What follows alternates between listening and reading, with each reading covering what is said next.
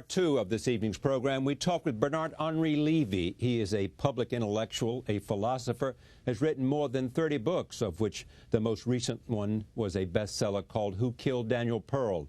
His new book is called War, Evil, and the End of History. He takes a look at 5 countries where there are what he calls forgotten wars: Angola, Burundi, Colombia, Sri Lanka, and the Sudan. We talked in Paris at the time of D-Day celebration there in a conversation recorded within sight of the Eiffel Tower. Here is that conversation. You go to 5 countries. Why did you write this book? Why did I write this book? Because nobody did it. I mean by that, as you know, I am a writer and a philosopher who goes on the ground. I like to go to the real stuff. I like to go and see with my own eyes where the humanity, the mankind is bleeding. And these wars are undercovered. They are ignored. You have some wars today where you have terrible bloodbath which nobody cares about. So I thought that I could be useful to that. Nobody went, nobody cares. So I said, I will care, and I will do. Now, but the book actually came as a consequence of a journalistic assignment from Le Monde, exactly, in which they come to you and say, we'd like for you to cover some of the traditional things that are happening in the world. Iraq, Israeli-Palestinian, go to those places where everybody's talking about, and you said, why not go to places where nobody's talking about? I told them, why should I go to places where you have so smart journalists already covering them, better than me, more smart than I am? I told to Colombani, the bet we can do, the real bet, the real deal we can do, I can try to go to places where you usually do not go. Let's make the list of the 5 or 6 wars which you did not cover, really, by big pieces since 5 or 7 or 10 years. He said, why not? So we made the list, and I said, it's a deal. I go there, and I report for you. And this was the basis, the origin of the book. I spent a year of my life going in these black holes, in these earth of tragedy and absolute suffering, and I reported about that, and it makes this book. Why did you choose these countries? Go through them for me, and to why you chose these specific countries and the ones that you thought about but didn't choose. I chose again because they were uncovered. They were terra incognita. We do not know, at least in Europe, but I think in America more or less too, nearly nothing about it. Who cares? Today you have it is as if you had 2 humanities, 2 different mankind's, 2 different mankind's. One mankind which interests everybody, who the sufferings concern us, and one mankind which is sort of out of history, out of history. I decided to go behind the mirror, in this out of history. So I chose them. There was also specific reasons. For instance, I went in Sri Lanka because I knew that there were there some kamikazes. And I met a kamikaze, a young woman who was trained, shaped and trained in order to become a human bomber. And there is in this book a very long interview of her, a sort of journey, not only to Sri Lanka, but inside the mind, inside the brain of a kamikaze. Why, how, and so on. This sort of thing interested me. Why did she do it? Why was she prepared to become a human bomb and give up her life for something? Why did she do it? By fanatism and poverty.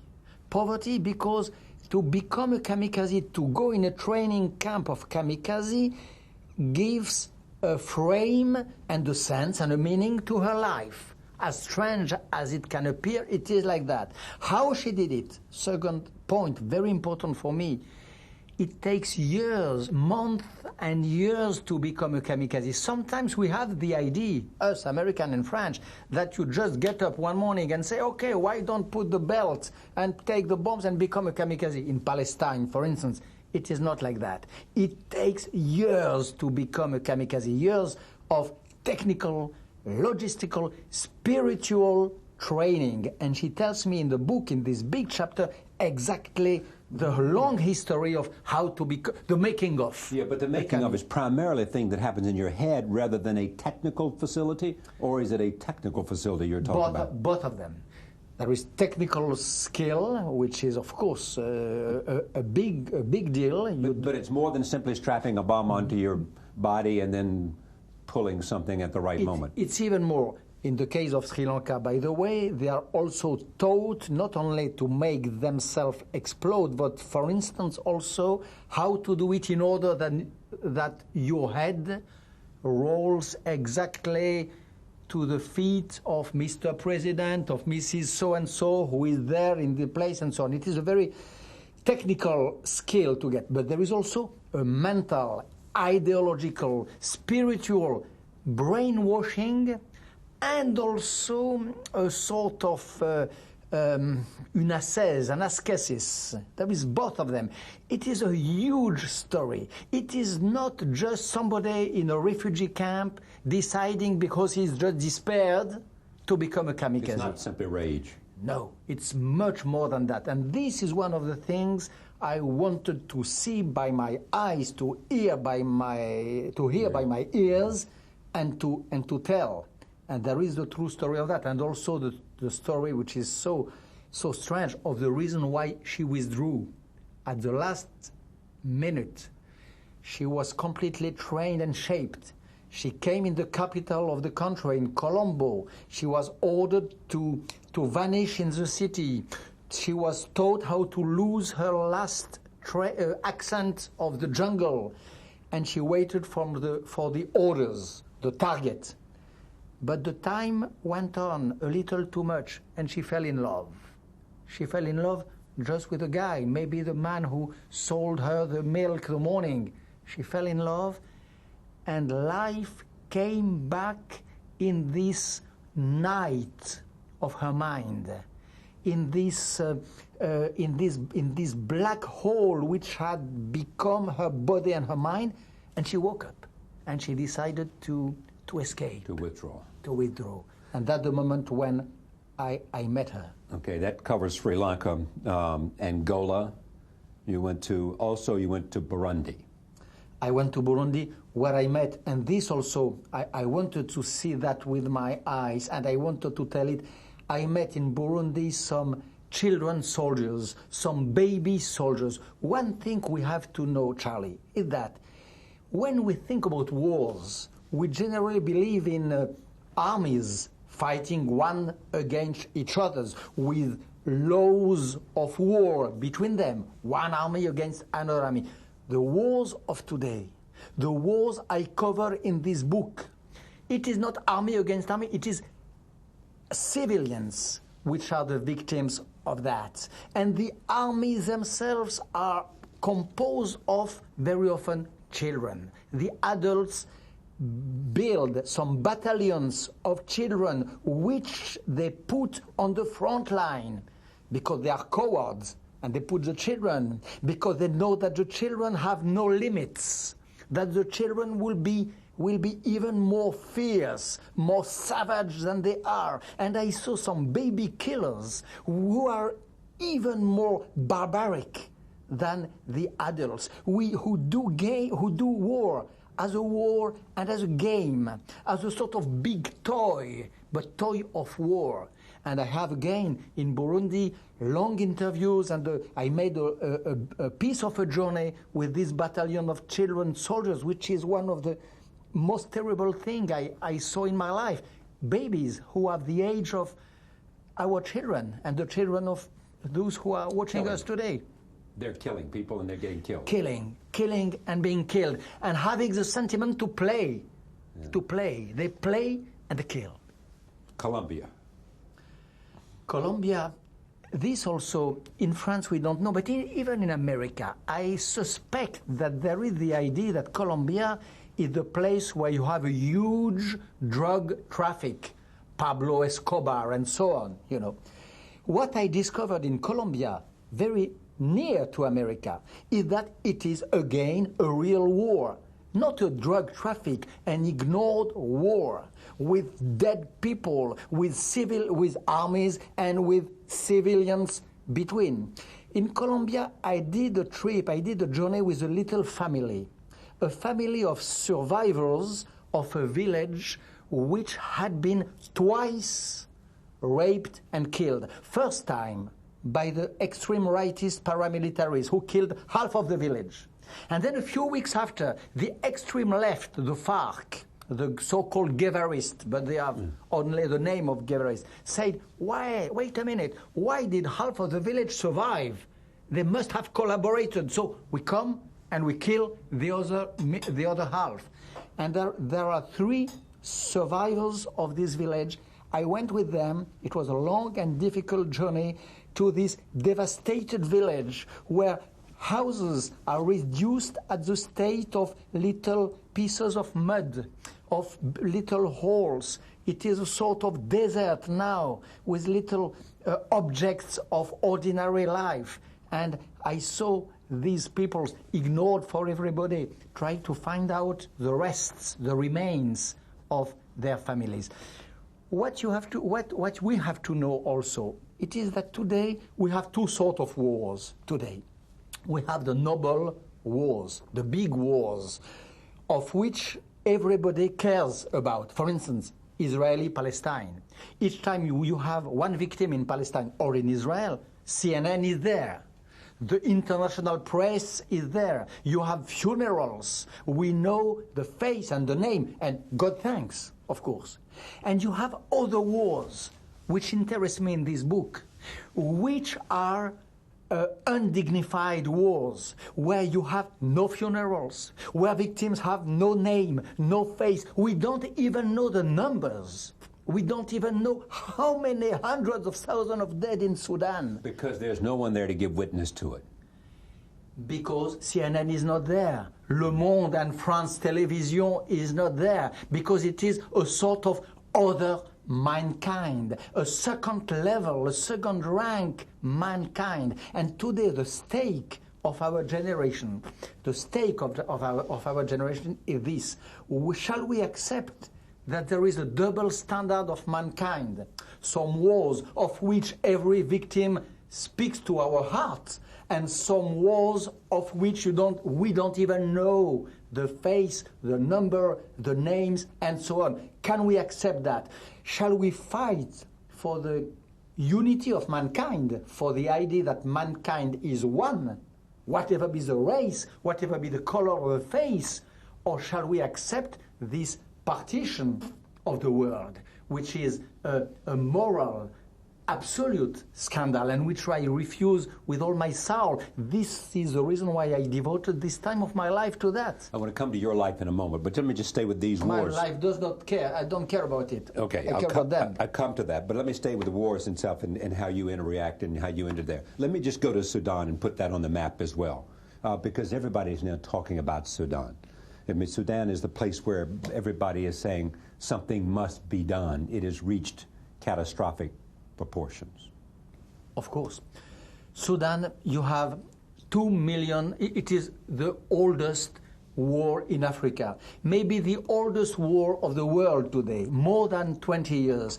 2 million people dead. And in Darfur and in the Nuba Mountains, where I was, and I think I was the first to report about to go inside Nuba Mountains, a sort of slow, real extermination, sort of genocide. I don't like to play with these words. Genocide has a precise meaning. I think that in Sudan you have that. Was it different than Sarajevo? I think it is worse than Sarajevo. In Sarajevo, again, you had planes arriving. You had journalists going on and reporting. In Nuba, there was no witness there since 10 or 15 years. One NGO came 10 years ago with some a little food. That's all. No airstrips, no road, no access. So your message to, who do you hope to appeal to with this book? I mean, do you want Chirac to read this book? Do you want Kofi Annan to read this book? Do you want people who have power, people at the World Bank, at the International Monetary Fund, at the UN, at the World Health Organization, at whatever. I think that in Sudan, for instance... And see it as a call to action? Of course. I think that in Sudan, for instance, it is not so difficult to stop the bloodbath.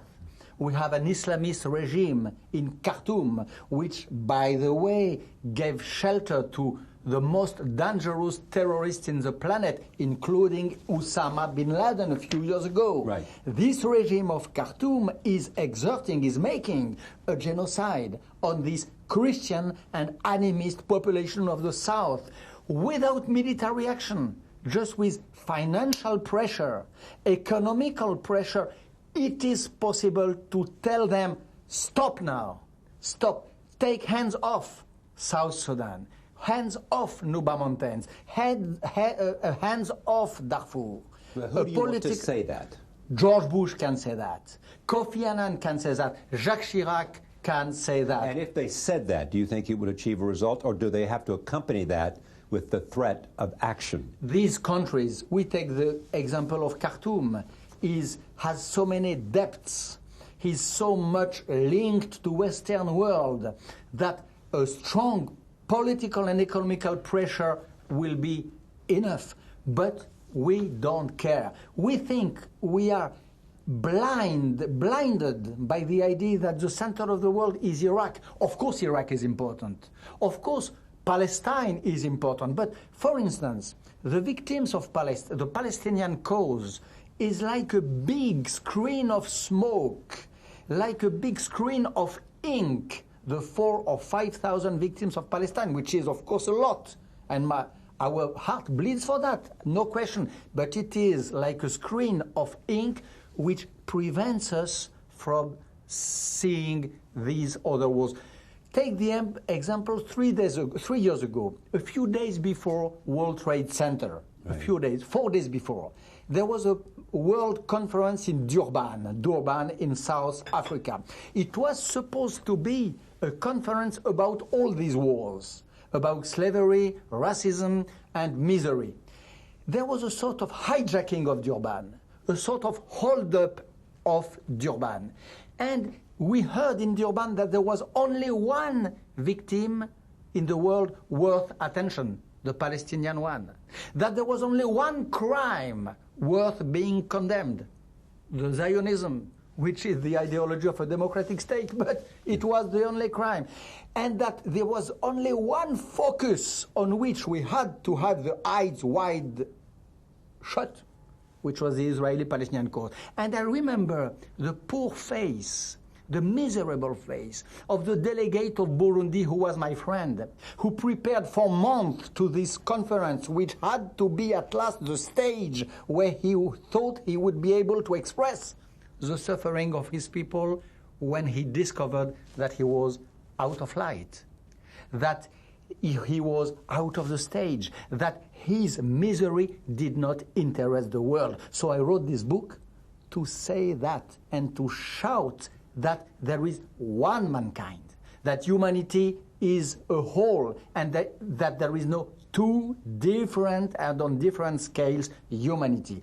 And we have the power, Chirac, Bush, and the others, to hear that and to act in consequence, of course. Back to people who say to me, why does he do this?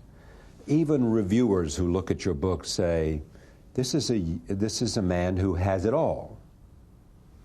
He has money, he has fame, he has credits to his reputation well more than most lifetimes in terms of books, in terms of being at the moment in history, whether it was 1968 in Paris or whether it was going to see and promoting the ideas of Maqsood before he was assassinated a few days before 9/11, and watching him come to Paris and have the doors slammed in front of him in his face. All of that you witnessed and saw, and yet you leave the comfort of your home and beautiful wife, and you go to these places. Is it simply to bring witness to a human condition, or do you have at your core some need, some addiction to adventure, risk, and achievement? Addiction to war and violence, absolutely not. I saw too many wars in my life, and I have too many horrible images in my eyes and in my mind to have the slightest nostalgia or love of that. There is a literature of war which says that war is beautiful, that war is a sort of theater when you can be a hero. But it has brought every writer that we stupid. can, you know, from Hemingway forward, people have been fascinated. From Hemingway and backwards and Hemingway forward. I am not they are fascinated by what it is that bring people to battle. Because it is my life only and death, difference with and every human emotion is right there in front of them. My only difference, dying. Yeah, my only disagreement with the great Hemingway, whom I respect so much, is on this point. I have not fascination for war. I think that war is not the place of heroism or big virtues, but the contrary. Is it you want to show courage? I don't think I need more fame? I don't think I need that too much. No, I would really. There is two things. Maybe if I go in the core of myself, but I'm not sure this is the most interesting part of the story. But you do know it's part of you. Maybe I like... It is in your DNA somewhere. Maybe I like the idea of my life being a little at stake. If you don't put your life at stake and take some risk, then you are not living, as someone once said. Maybe this is part of the conception of my own life. But I really think that the main point is not that. The main point is that I come from a French family who paid a strong, hard tribute to resistance against Nazism. I come from a father who was himself a great fighter against Hitler, Nazism, and French fascism. I have been grown up in this idea that you had to do good things with your life, with the idea that the human misery is something which cannot be tolerated. Are you also, though, in your own mind, searching for some answer? You know, is it more than the question of why are these wars forgotten? Is it more of a question of how can the world ignore? Is it something else? Are you looking for some insight that would, that if known and if examined, would change things? I think, Charlie, that for us Westerners, citizens of the rich world, this might be the most important stake of our life. If we don't put attention on these sorts of wars, we are lost. And what do I mean by being lost? I mean Abu Ghraib. It might be because we don't care about Sudan. It might be because we deeply think with the idea that there is two different and separate mankind's, that as a result, at the end of the day, we have Abu Ghraib. We have good American soldiers, good average engaged in dehumanizing activity, who commit intolerable acts which are absolutely unforgivable. So the two are linked. So, and how are they linked? They are linked because we are losing. We, French and American, we would do the same, and we did the same in Algeria than you did in Abu Ghraib.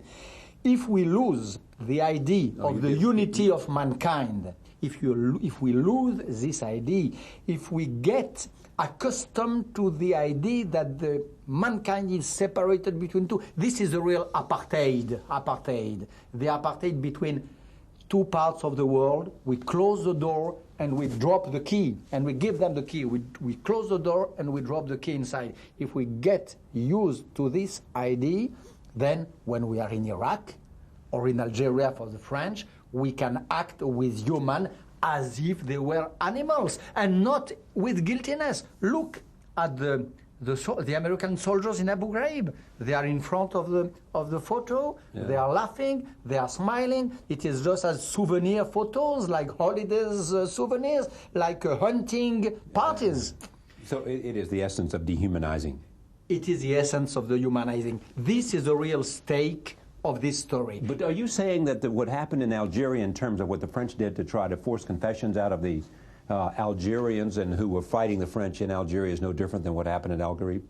Exactly. No difference in your mind? Absolutely no difference. So the severity of the nature or the cruelty of it. We did even worse, I think. In Algeria, we did even worse because... But it doesn't matter, in a sense, the level of the degree of the obscenity of it all, the level of it in terms of pain or death, it's all part of the same. It's all part of the same mindset brings one person to do that to another human being. It is the same.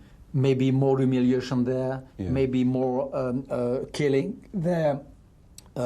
In France, with the French army, there were some very numerous killings, and these tortures were not only humiliation, it was made to kill. But in the essence, it is the same. It proceeds from the same racism. It proceeds from the same idea that you have on the surface of the earth some people whom you may treat as if they were animals. Do you find in this experience with a variety of people some common thread that explains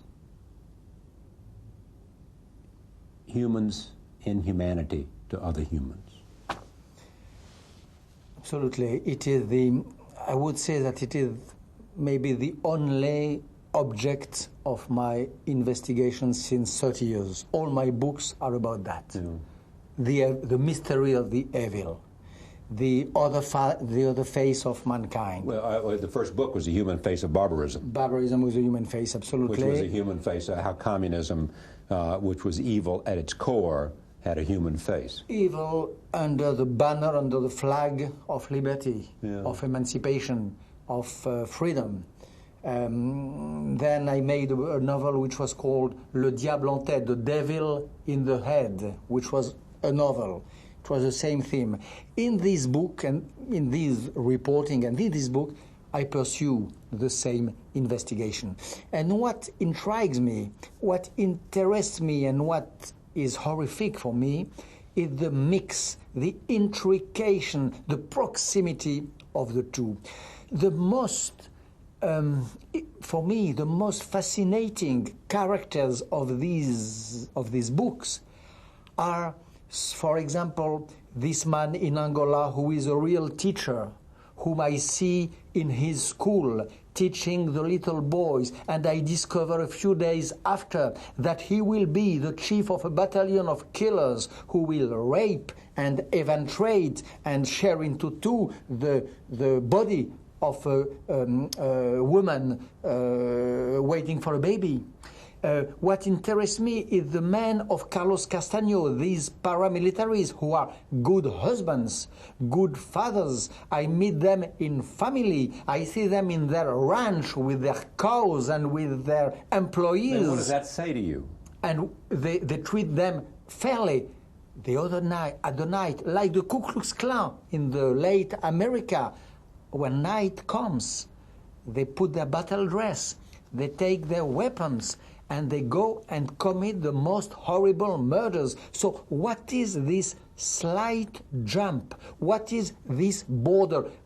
This journey, it is a long journey to black holes of the planet, a journey to places where few people go, but it is also a journey to the invisible border, which is in the mind of each of us, of each man, between good and evil, between normality and barbarism, between ordinary and average family life. This is the last paragraph in this book. As to the other failures, a political one, a few days were necessary so that on 9/11, an entirely different event, this one cataclysmic and seemingly unrelated to Durban, prompted the hypothesis I had on my lips but without daring to utter it. All through these journeys, black holes and apocalypse, darkness and fire. Imagine for an instant that in the economy of this beginning of the century, each were the counterpart of the others and were like the double mode of one single nihilism. Imagine a geography of disaster finally globalized when Durban wouldn't be so far from Manhattan, or Manhattan from Khartoum, Colombia, Bogota, Bujumbura, Luanda. Imagine a world stampeded chaotic, already half split up by named and unnamed wars, declared and undeclared, where entire people would be denied, ignored, thrown back into the night of non-history under the combined pressure of the historic people of yesterday and tomorrow, of the North and the South, of the prosperous world and its mimetic adversaries. I close these reflections with the same question with which I had begun them. What unheard of tragic forms will their despair take then? With no answer. The answer is a book. And it is not a real answer. The question remains open, unfortunately. War, Evil, and the End of History, Bernard-Henri Lévy. Thank you. Thank you, Charlie. Thank you for joining us from Paris. We'll see you next time from the United States in New York. See you then.